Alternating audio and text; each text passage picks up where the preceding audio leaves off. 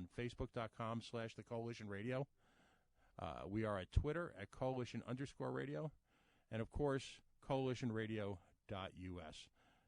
The last week's show, where we had folks come in and discuss the need for body cams, the show number 52 series of the Coalition over a year and a half, both on this station and on the Internet.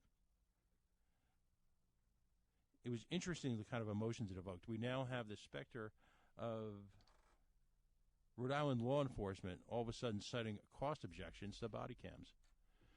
We have and I would think one of the more bizarre moments, we've got Rhode Island law enforcement trying to point to issues, real or imagined, across the country about the need for open meetings and open records laws as it would revolve around any of the body cam work. Now, let's take a look at that irony. All of a sudden, the police, are citing open records laws and the need for, and possibly the most abused word of the new 21st century, transparency. They're citing that as an excuse why we can't take a little sneaky looky-peeky into what goes on in the day-to-day interaction between 5-0, I'm going to date myself there, and the individual citizenry, as if all of a sudden the secret meeting status, the grand poobahs of the Water Buffalo Lodge don't want us to know what's going on behind the magic curtain, as if Oz himself will appear and all of a sudden expose the type of day-to-day abuse that takes place, and it doesn't matter who or where you are. You know, these no-knock raids take place in the white suburbs as they do in the hood. At a certain point, do you folks realize that what I call the slow lobster boil, where the individual liberties and rights that have been given up in the inner cities are now being taken away from you? There's a series of cliches out there in modern culture about being the last one left. I'll spare you them. They've been beaten to death already by the gun crowd. But you're next. There are no boundaries. When they're done with the hood, they turn to the suburbs, because it's not about right and wrong. It's about individual power grabs. It's about control. Aren't so many of the abuses in our society ultimately about control? And what stems from that control, whether it be personal greed, avarice? You tell me. Well, we've got some guests here lined up with today. They just joined us in the studio. Folks, why don't you introduce yourself? Hi, I'm Mariah Burns. I'm part of Occupy Providence. My name is Melody O'Brien, and I basically represent myself. I do not affiliate with the majority of activism, but I think that there are a lot of individuals right now who don't like what's going on, and we're speaking up individually, but within solidarity. Oh, that's great. Now, first of all, I want to offer my congratulations. The Occupy Providence, and we're gonna dive into a lot of detail about the coalition and the group individuals. But I want to offer some congratulations because you folks have, in the last 2 weeks, have made civil disobedience relevant here again in the state.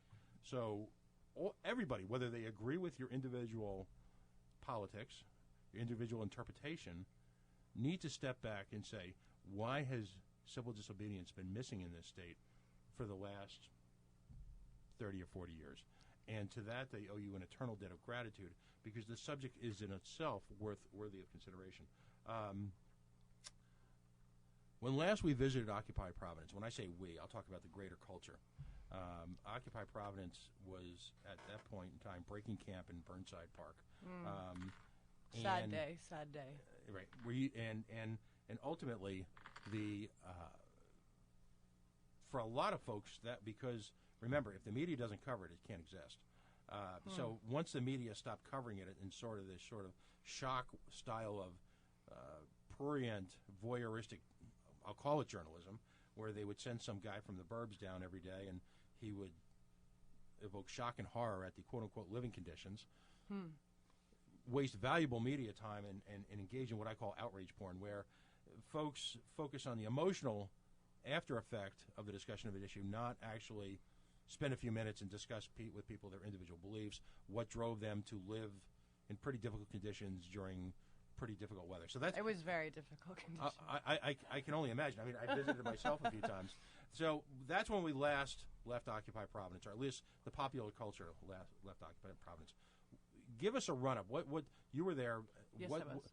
What before Ferguson, before the recent set of controversies exploded, and some of the media would say the recent controversies that have emerged, they've been there all along. They've just now all of a sudden we're in our post-Ebola, pre-Super Bowl society. We've just decided at this point in time to spend some attention on them. So I'm going to take advantage of this because. Okay, good. So what happened in the intervening 2 or 3 years? Well, I mean, a lot has happened. I'd like to say that immediately afterwards, we were one of the only people that left with a great success. We were able to get the state to open a 3-month homeless day shelter. Mm-hmm. We kind of made a deal with them that we would leave if they opened a day shelter for the homeless people, and they did.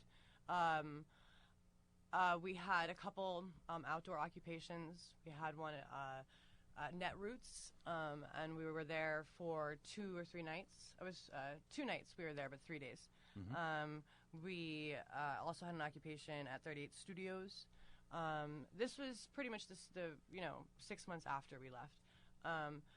And since then, I mean, we've had I've actually had a couple of the Walmart actions. We've kind of lately just been part of other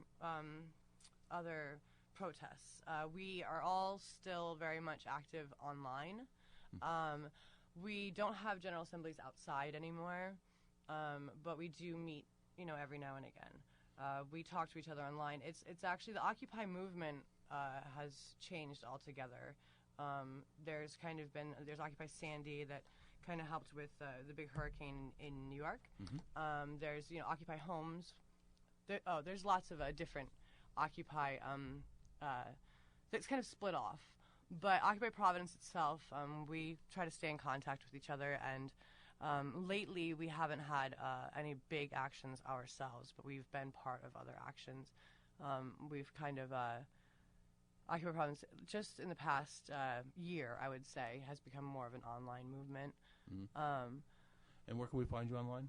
Facebook. Mm-hmm. And then there's www.occupyprovidence.com. Mm-hmm. And there's Twitter, too, which isn't that active right now. But online Facebook is pretty much where we're really active, and we're posting things. But I have to say that it's been tough. It's been hard because we kind of ended up with a lot of negative people saying a lot of negative things about us. Well, activism in general, I mean, there's almost a predictable curve to it. You've got an initial burst of energy. Right. A number of people will join that, some of them what I call true believers, and I say that in a positive sense. And you've also got a number of people who will attach their causes to your cause. Oh, and we had a lot of that, yeah. And that's there's a pathology to activism. Then there's the initial burst of recognition from the community at large. Then, after a brief honeymoon period, there's the initial criticism. Mm-hmm. And at which point in time, that frustrates people. There is some successes, and then ultimately there are the recognition that it's a long-run effort. Right, and I mean, it hasn't disappeared at all. I mean, I still, I've been called the traveling information booth a lot because my thing at the Occupy Providence, when we had the camp, I was in the information booth a lot. But since then, I still am always talking about it and trying to reach out to people about it. Mm-hmm. When I go to other actions, because the actions that we've had in the past couple weeks have not been ours, but we have been joining in on them. I've been making sure to post that where these actions are happening, and we've just been kind of joining along. Okay. We're going to take a brief break now for some financial support. But one of the things I want to get into after that is a discussion of what coalitions are in now. And I also want to it'll be a little bit personal, and I want you folks to just inform me as to what brought you to this point. You're listening to the Coalition Radio on AM 790, your source for news, sports, and New York Yankees. And, of course, we can be found on Facebook.com/The Coalition Radio, Twitter at Coalition_radio, and CoalitionRadio.us. We'll be right back. to the Coalition on AM 790 Talk and Business. Join in the conversation at 437-5000 or 888-345-0790. And we are back. You are listening to the Coalition live on Talk Radio AM 790, your source for news and business, New York Yankees baseball. We can be found on Facebook /thecoalitionradio.com or coalition_radio at the Mighty Mighty Twitter. Please, if you'd like the opportunity to call in, take advantage of it. 401-437-5000, where you can ask our guests polite questions. No holds barred here. Let's talk a little bit about civil disobedience and political protests here in Rhode Island. First of all, I'm with Mariah, who is part of Occupy Providence, but also is a community activist in and of herself, and Melody, who is also a local community of activists, both who have been intimately involved in the actions that have taken place here in the last few weeks, here in Little Rhodey, in La Prave. Mariah, what radicalized you? What brought you to this point? I grew up going to protests as a child. My great-grandmother was a suffragette. My grandmother was part of the civil rights movement. My mother's first protest was at Burnside Park against Vietnam. I think I pretty much didn't get very active until the Occupy movement, watching it on TV, and then when Occupy Providence we started, I was there for the first day, and I was there basically ever since. It woke me up, and I have been awake ever since. Mariah. Melody, what got you to this point? I think what got me to this point is the fact that I'm tired of being oppressed. I'm tired of watching other people be oppressed for their views, their color, their religion, what have you. I also believe we have the First Amendment right to assemble and to protest, and if we do not act on those rights, we will lose those rights. Yes, we will. If there was a criticism of the original Occupy movement, we'll call it Occupy 1.0, was the notion that there was a group of people there who had a variety of opinions, God forbid they should emulate society at large, have come at a variety of issues, and there seemed to be no one overriding issue, as if somehow protesters have to explain themselves to other people. Well, that was exactly it. They always wanted us to explain. Or justify their existence. Now we come to, I'll call it Occupy 2.0, which is part of a larger coalition, as you're going to explain. But there now all of a sudden is this laser-light focus on police extremism, injustice in the community, criminal behavior by police element. All of a sudden, there's this laser-light focus. How did that?